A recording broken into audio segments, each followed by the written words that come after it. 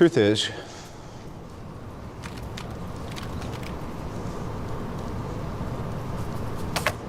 I am Iron Man. Hello, everyone. Thanks so much for joining me here today as we get to talk about one of my favorite subjects, comic books. My name is Jose. I love comic books. I love talking about them. I love sharing them with you. Feel free to follow me on social media if you would like. Links are in the description below. I've also posted a link to the Marvel fan site that'll have plot synopsis and character bios for this issue. We're continuing our run of the first Armor Wars, or as it was known back then when it originally came out, Stark Wars. And we are looking at Iron Man 229 from 1988. And we see the stealth armor take on the Titanium Man and the Crimson Dynamo. Shattered in Siberia. Great cover here by Bob Layton. He penciled and inked the cover. And so we start out with the credits up here. David Michelinie or Michelinie, take your pick. Plot script. Mark Bright does the breakdowns, and Bob Layton does plot with the finishes. So Mark Rendell was the editor, who at that time was also writing one of the best stories in Captain America. And if he would have, I think, had a better penciler, that thing would have been money. So, chapter 5, Red Snow. And so we've got the West Coast Avengers here. And Hawkeye says, okay, Shellhead, no more pussyfooting around. What in the blazes is going on? And we have Hank Pym, Mockingbird. I almost said Mock-Eye. So, Mockingbird, of course, Hawkeye. We've got Moon Knight and Wonder Man. And so, good splash page of our heroes kind of standing around. And Hawkeye says, you've been thrashing armored types for weeks without giving any without giving any reason except because. And Hawkeye says, and he leads the Avengers West Coast, or the West Coast Avengers as it was called then, but then they changed it to Avengers West Coast. Anyway, Hawkeye says, well, that ain't good enough anymore. You're an Avenger, and thanks to you, that heat's starting to come down on us. And Wonder Man says, Hawkeye's right, Iron Man. It was bad enough when you guys were attacking bad guys, but you're going after government workers like Stingray and even ex-Avengers like Captain America. Well, I think we deserve an explanation. You see Iron Man taking off his helmet. And Tony says, you do, Wonder Man, actually. You've deserved him for quite a while, so I guess it's about time you got one. Like Hawkeye said. And so we're going to get a recap. I have a playlist. I'm not going to go through this recap because it's stuff that I have covered. So I am simply going to move on. Real quick, he found basically a recap in really short answers. He found his technology was sold when Justin Hammer took control, or no, when Obadiah, I don't know, one of those two, took control of Stark Industries. And Iron Man has been trying to get his technology back, and of course Steve Rogers, as the captain, or what will become known as a U.S. agent, tried to stop him because he got into a military base to fight these guys here. And then Hawkeye says, "But why didn't you tell us this before? Why didn't you ask for help?" And he says, "You may have said yes. My mission has made me a criminal. It almost destroyed my company. It may still destroy me. I don't want anything like that to happen to you guys," he says. He closes his eyes and looks down. Very nice. And Hawkeye says, "I appreciate that, Shellhead. We all do. But the fact is that you're still an Avenger. And because of that association, what you're doing is starting to bring us grief. You're hurting the team, pal. So we've agreed that your little vendetta has to stop now." And they all look at each other. Iron Man puts on his helmet and he goes, um, by the way, the penciler on this, Mark Bright, has passed away. I believe he passed away last year. And then Jim Shooter, who was editor in chief during this time, passed away last week. So, my childhood gets smaller and smaller. So it happens to all of us when we get older. So now we are in Stark Enterprises, and we've got one of the helicopters being flown by James Rhodes. So Jim Rhodes is talking with Tony, and he says that his the Iron Man issues are causing his girlfriend problems, and things aren't going very well between them. And so he's saying that he hopes this doesn't last much longer. And Iron Man or Tony tells him, "We're almost done.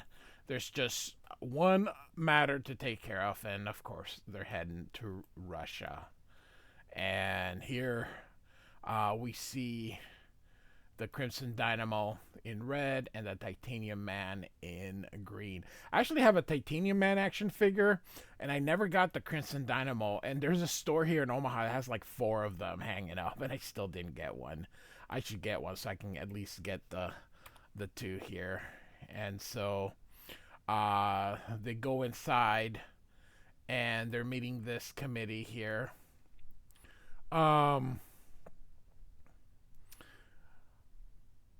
So they go. This guy asks them if they need a chair brought to them, and he opens, and you can see here that this is the guy that's inside the Titanium Man here.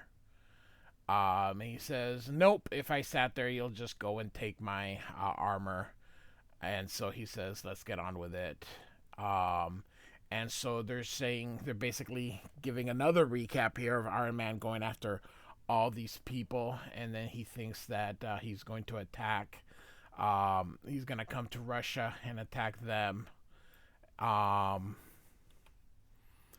And of course, the Crimson Dynamo is like, "It is my duty to defend the people of glorious Mother Russia." And Titanium Man's like, "Then you will be doing that duty alone." And then Titanium Man says, "Intelligence got me where I am today, and that same intellect tells me to trust your people's panel about as far as I can throw this building without my armor." And so he leaves here. And so his name is Gremlin. That's funny here. And Dynamo says, "How can you turn your back on your country?" And he's like, "Quit believing this patriotism. The KGB's full of lies. They would try any trick to gain possession of my armor.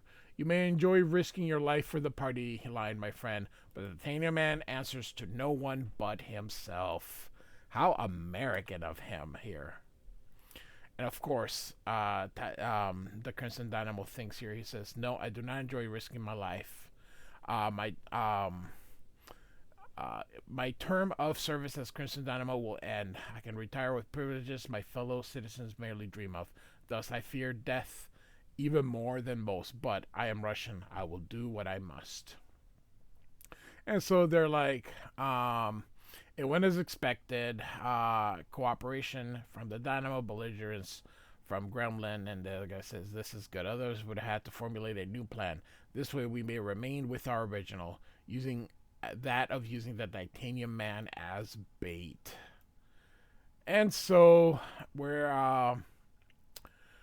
at Stark's house. That's such a my goodness gracious, using a helicopter just to fly home here.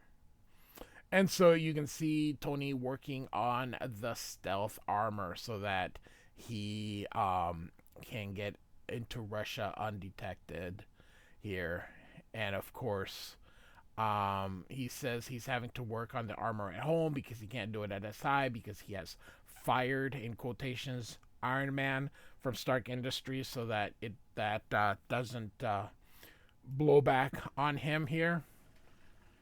So Tony explains that this armor uses a lot of stealth to be undetected, and as such, he cannot have too much too many weapons on it. So if he gets into trouble, I don't know. When I first saw this armor, I was like, oh, that's cool. And it's just the regular red and yellow armor in black, but it looks so cool in black here.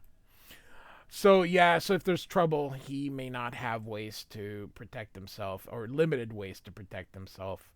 I love this hairdo that they gave him with the perm hair. And so Rhodey asks, you figure out any preventative measures yet to keep folks from using your stolen technology after you've destroyed it? What's using it now? That you've destroyed? Sorry. And he says, I've got Abe Zimmer working on that. If anyone can do it, he can. But you're the real key, Rhodey. You've risked your life for something that's essentially my problem, and I don't think I've ever thanked you. And he says, what are friends for him? Now, how about that raise? Uh-huh. Tell you what, I'll be ready in an hour. Why don't you take the chopper back to Stark Enterprise and get the jet?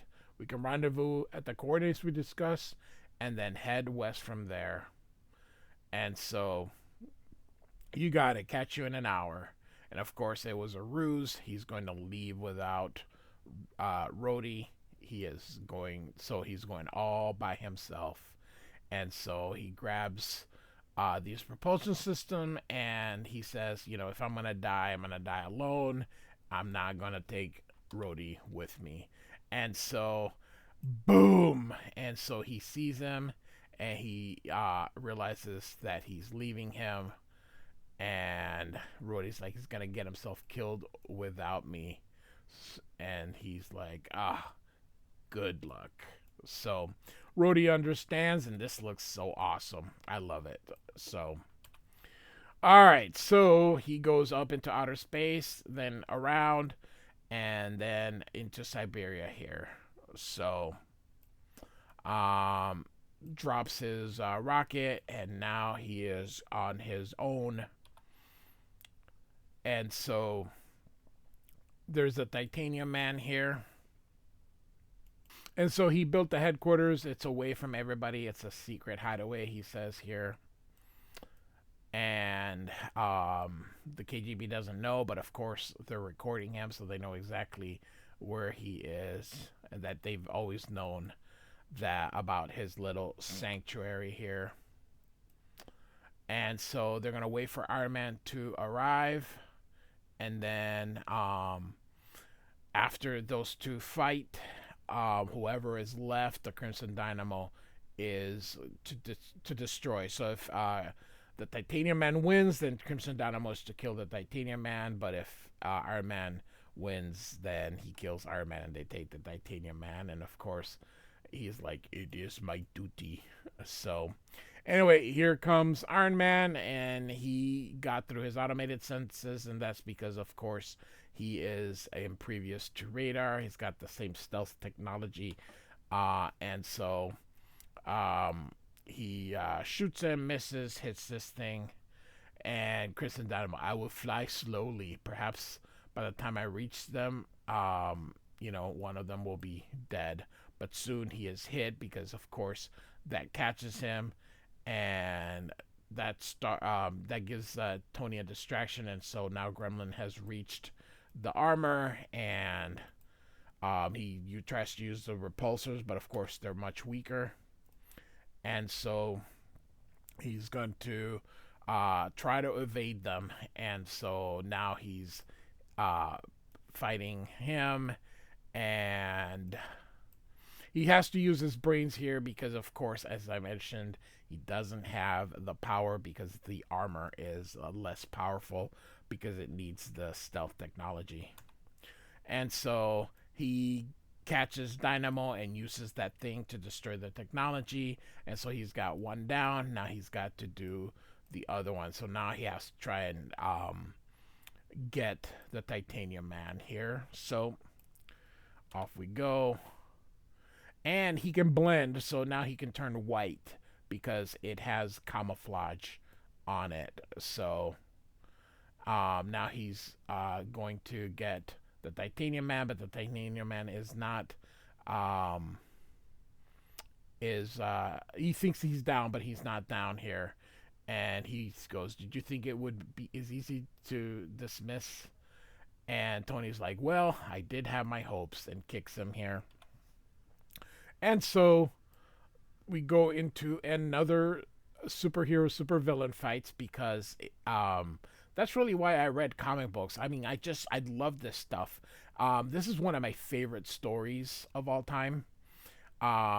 This second run that Bob Layton and David Michelinie had in Iron Man is spectacular, and I love it so much. So, all right, so you can see Iron Man takes that boulder, throws it at him, but he shoots it out of the way, and now he uses a stasis beam, and he cannot move. And he remembers the last time he uses it in Iron Man 135. And so now he grabs him here, and Iron Man says, "A bear hug. I can't break loose. Got to channel all my power to my booster, to the boosters in my boot jets. Break free, or I'm gonna look like a can of tomato paste run over by a steamroller." And um, they here are the Russians here, and they go toward the Dynamo, and they see that these two are still fighting, and maybe he goes, maybe they'll blow each other up here. And so Iron Man uses that booster, and up they go, and he realizes that the temperature is rising, and it causes a malfunction, and the armor um, ignites here, and they're like, "Oh my god, he killed him," which I believe he does. And so Iron Man just flees here. And so now we are here. It says here in an interlude, uh, a state of businessman Edwin Cord, and he's hosting a U.S. senator here. Firepower is nearly complete. Results of preliminary tests are extremely promising. And he says, "Glad to hear it, Cord, and your prognosis.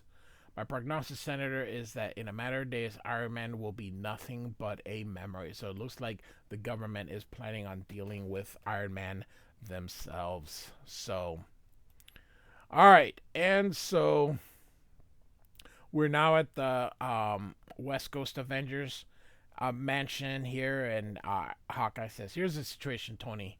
The State Department has branded you a traitor, the world press calls you an outlaw, and the Ruskies want you extradited to face murder charges. We sort of like to hear your side." And Iron Man standing there, and he says, "Man, Moon Knight looks like Doctor Doom."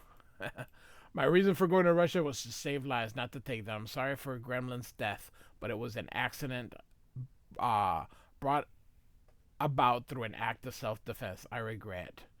And so, yeah, we kind of thought you'd say something like that. I think we better wait out. You better wait out in the hall in a minute here. And so they took a vote, and Iron Man is out of the Avengers. And so next issue, the day the hero died. But look at this on Hawkeye with the hands here. You're an Avenger no more. So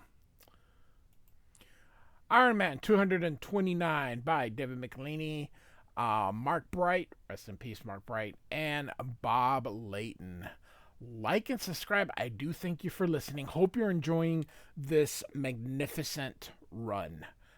This is a great story, and we are. I'm planning on going all the way to 250. And then going into the John Byrne, John Romita Jr. run. Like and subscribe. I do thank you for listening. Goodbye.